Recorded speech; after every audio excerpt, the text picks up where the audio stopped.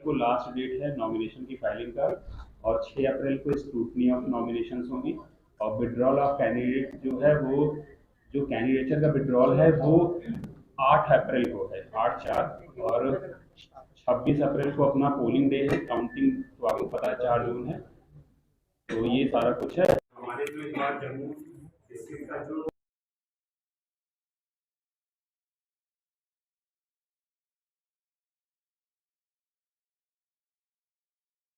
4,03,653 है, जिसमें इस बार जम्मू डिस्ट्रिक्ट में बात करूँ वर्किंग करता है तो 11,431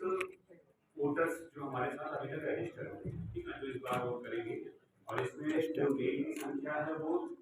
6,08,673 है, फीमेल की 5,69,732 है। जो हमारे ट्रांसजेंडर वोटर्स हैं वो 24 है। और जो पार्लियामेंट्री कॉन्स्टिट्यूंसी जम्मू है, जिसमें 18 असेंबली कॉन्स्टिट्यूंसीज हैं, 11 जम्मू जिले की, 3 सांबा जिले की, 3 रियासी जिले की और कालाकोट कॉन्स्टिट्यूंसी राजौरी जिले की। तो उसमें जो टोटल इलेक्टर्स हैं हमारे एलिजिबल वो 17,67,837 हैं। जम्मू जिले में जो टोटल पोलिंग स्टेशन है वो 1488 जम्मू जिले में पोलिंग स्टेशन है, जिसमें से जो जम्मू पार्लियामेंट की कॉन्स्टिट्यूंसी है उसमें 2416 हमारे पोलिंग स्टेशन हैं।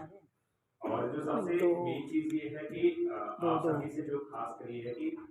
ये तो बेसिक डेटा था, बेसिक इंफॉर्मेशन जो जम्मू जिले से पर्टेन करता है, जम्मू पार्लियामेंट्री कॉन्स्टिट्यूंसी से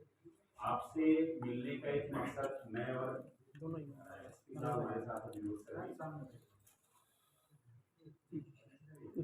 तो मेन मकसद ये है कि जब से मॉडल कोड ऑफ कंडक्ट लगा है, जब से डेट्स अनाउंस हुई हैं, तो मॉडल कोड ऑफ कंडक्ट को इन्फोर्स कराना, उसका कोई वायलेशन ना हो, ये हमारी प्रायोरिटी है। और मैं एज अ डिस्ट्रिक्ट मैजिस्ट्रेट, हमारे साथ विनोद सर भी है एज एसएसपी जम्मू, तो हम दोनों लोग ये इंश्योर करें कि किसी भी तरीके से मॉडल कोड ऑफ कंडक्ट का वायलेशन ना हो। दूसरा चीज़ क्या है कि हर जो राजनीतिक पार्टियां हैं सबके लिए लेवल प्लेइंग फील्ड हो। तीसरा चीज़ क्या है कि जो हमारा वोटिंग परसेंटेज है वो पहले जो भी रहा है इस बार ज़्यादा है। और मैं आपके माध्यम से जितने भी एलिजिबल इलेक्टर्स हैं मैं उनसे अपील करना चाहूँगा, अपील करता भी हूँ और अपील कर भी रहा हूँ कि आप सभी लोग भारी से भारी मात्रा में संख्या में निकल कर आएँ, अपने आसपास के लोगों को भी लेकर आएँ, जो भी एलिजिबल हैं हर तरफ से उनको फैसिलिटेट किया जाएगा। जैसे इलेक्शन कमीशन की गाइडलाइन है कि जो विशेष हमारे मतदाता वर्ग हैं, जो स्पेशली एबल्ड लोग हैं, जो 85+ वोटर्स हैं, उनके सबके लिए विशेष व्यवस्था की गई है। तो हम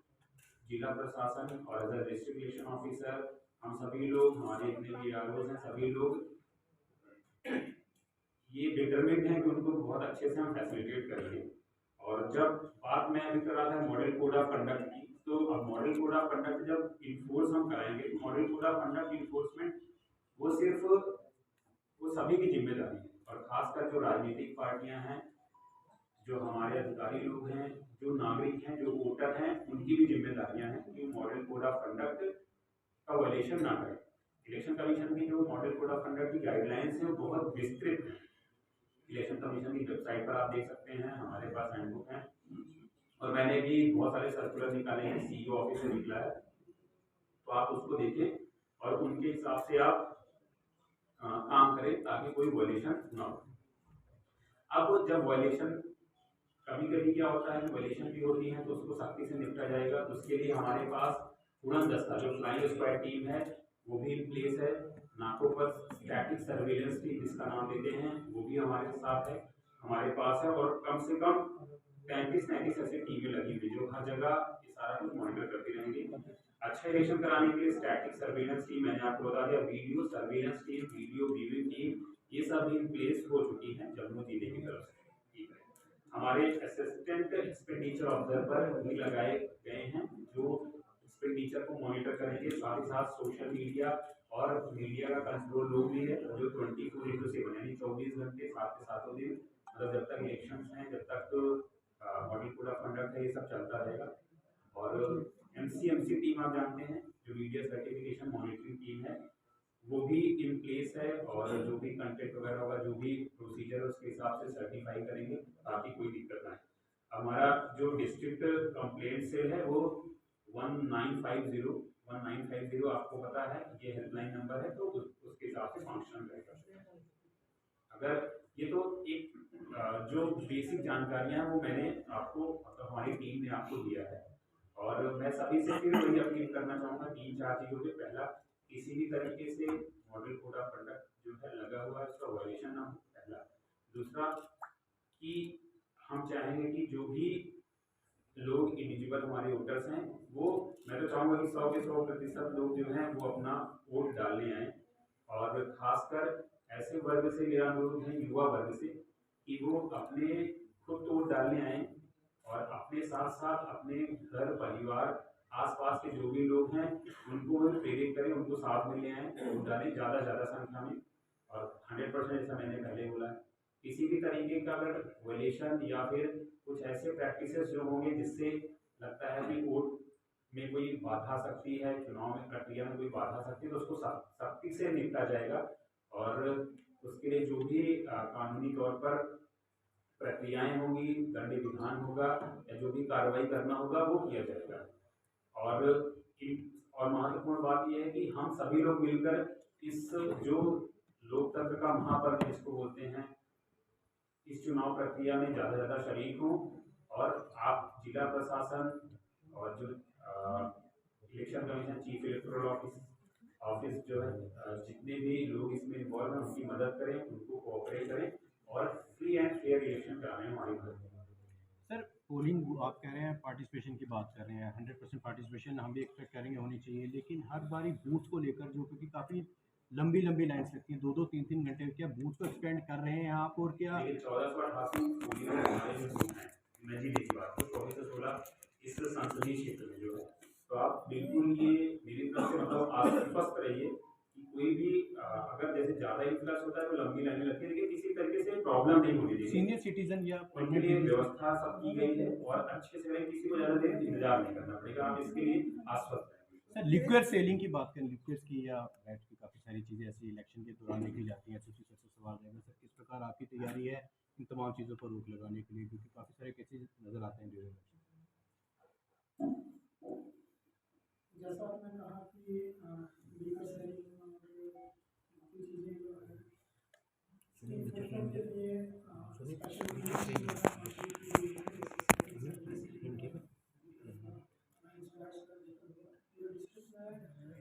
स्पेशल ऐसे नाका है जो पूरे डिस्ट्रिक्ट को हमारा सिटी भी है, उसका नाम लगे हुए हैं, और जो कि गाड़ियों की रहती है उनको चेक किया जाता है। इसके साथ ही सरकारी नाका भी पूरे डिस्ट्रिक्ट में लगाए जाते हैं पर्टिकुलर टाइम के लिए, और उसके लिए टाइम टू टाइम जो है हमारे जो एसएचओ साहिबान हैं, जो उनको डायरेक्शंस जो है सेक्टर लेवल से दी जाती है कि आप किस पीरियड में नाका लगाना है, और किस डायरेक्शन की जो गाड़ियाँ हैं वो चेक करनी है। आपके माध्यम से मैं जम्मू की जनता से अपील करना चाहता हूँ कि अगर कोई व्हीकल की कहीं बोलेगा जब कैश बोलेगा कि उसको सख्ती से किया जाएगा। और डेली हमारा शाम को जो है एक सीजन रिपोर्ट की जो कमीशन में जाती है वो उसका भी जारी किया जाता है। इसके साथ ही आपके माध्यम से मैं जम्मू की जनता से ये अपील करना चाहता हूँ कि जो लाइसेंस होल्डर्स हैं, डीएम साहब का आग्रह है कि विदिन 7 डेज जो है फॉर्मेशन के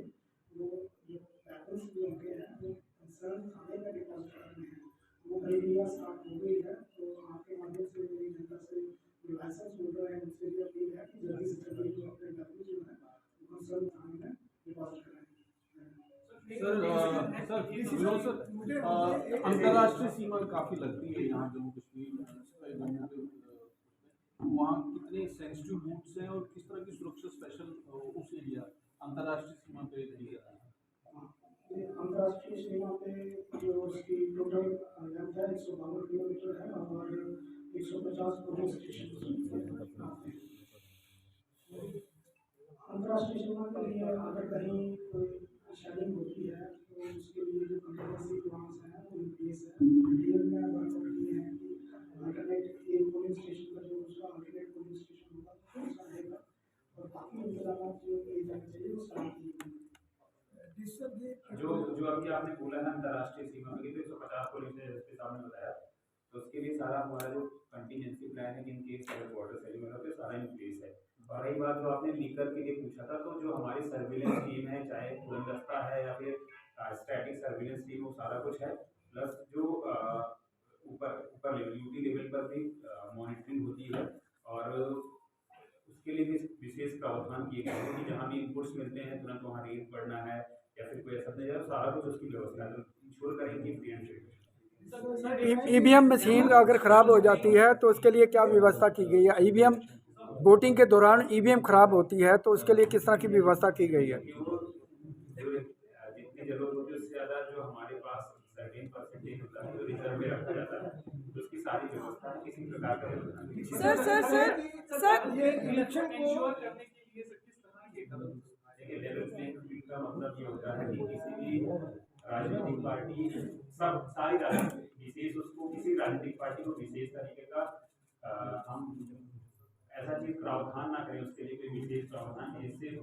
उस पार्टी में लगे कि उसको ज्यादा फायदा मिला, किसी और को नहीं मिला। तो इसके साथ मद्देनजर रखते हुए आप देखते मॉडल कोड ऑफ कंडक्ट जैसे ही लगा तो सारी पॉलिटिकल पार्टी जो पालन के रूप में हम किसी भी पॉलिटिकल पार्टी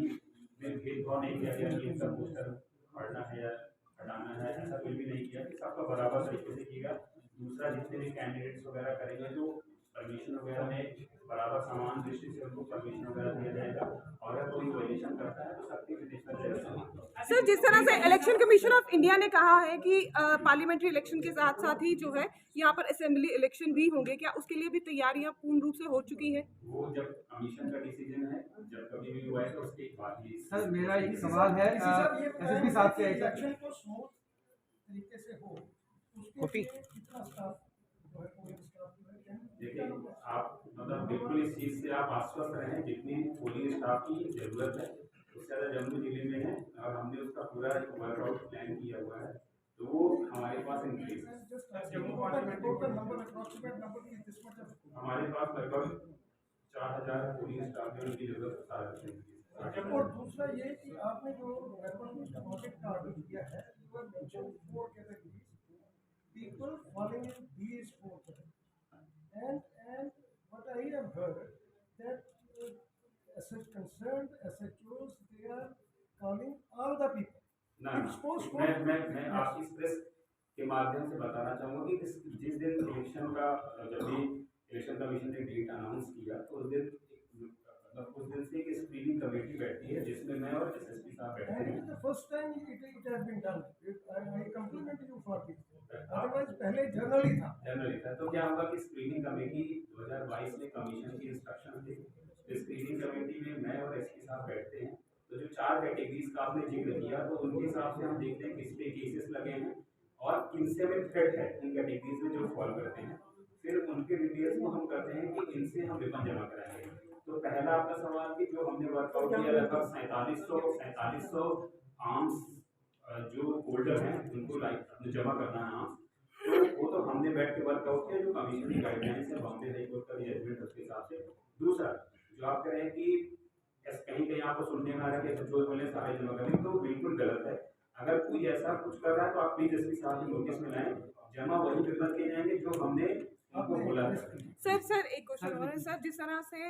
जिस दिन पोलिंग की बात की जाती है उस दिन छुट्टी का दिन रहता है और देखा जाता है जो नए वोटर्स हैं वो यंगस्टर हैं, तो ऐसे में वो वोट करने के लिए बाहर आए, उनकी जो एक होता है ना कि यंगस्टर जो होते हैं वो कहते हैं नहीं हमने नहीं वोट करनी, छोड़ो परे क्या करना है, तो उनके लिए कैसा आप तैयारियां कर रहे हैं कि वो एग्रेसिवली बाहर आए? का प्रोग्राम आप जानते हैं जिसमें हम जो युवा वोटर्स हैं उनको क्या करते हैं, उनको जागरूक करते हैं और जागरूक के माध्यम से करते हैं, बहुत सारे हमारे जो यूथ आइकन्स हैं उनके थ्रू ही करते हैं। दूसरा, इसमें आपका रोल आता है, जो आज आपने प्रेस कॉन्फ्रेंस बुलाई है तो आप अपने प्रेस कॉन्फ्रेंस के माध्यम से लोगों तक हमारी मैसेज पहुंचाइए कि जो भी 18+ उम्र में है, जो एलिजिबल वोटर्स हैं वो ज़्यादा संख्या में आए और सिर्फ इसलिए ना आए कि उनको वोट डालना है, वो इसलिए है कि एक नए भारत का निर्माण करना है, नए देश का निर्माण करना है। जो टेररिस्ट एक्टिविटीज जो कि हमेशा पाकिस्तान की कोशिश रहती है कि यहाँ पे जब इलेक्शन आए उसके बाद आपको कहा था तो टेररिस्ट एक्टिविटीज है, अभी हमने बात की जो पहले की थी जो टेररिस्ट एक्टिविटीज है उसको देखते हुए समय कदम उठाए गए सुरक्षा निजाम कैसे। जैसे आपने 150 पोलिंग स्टेशन की बात की, तो 150 पोलिंग स्टेशन की आपने बात की थी, तो वो 150 पोलिंग स्टेशन अंतर्राष्ट्रीय सीमा का है जम्मू के लिए, तो उनके लिए विशेष व्यवस्था किया गया है। कैसे हमारे और टाइम पर से उसके लिए कैसे निकालने का प्लान किया गया,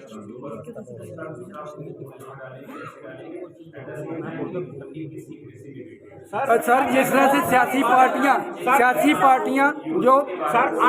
पार्टियां जो जनसभा करेंगी उसमें किस तरह की गाइडलाइन रहेगी? सर जो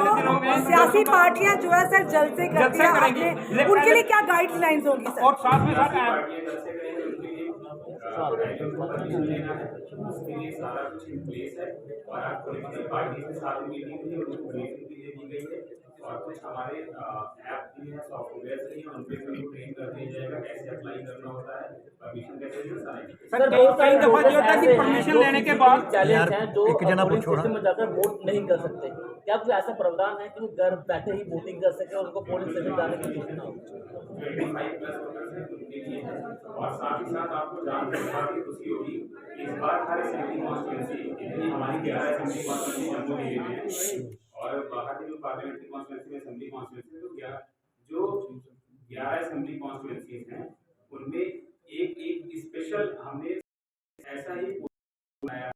जो शारीरिक रूप से जो अक्षम लोग या जिनको हम स्पेशली एबल्ड लोग बोलते हैं, ताकि ये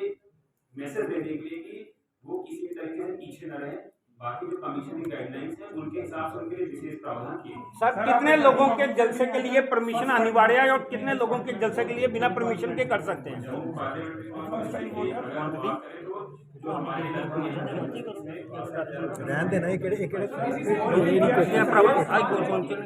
अच्छा चुप करिए।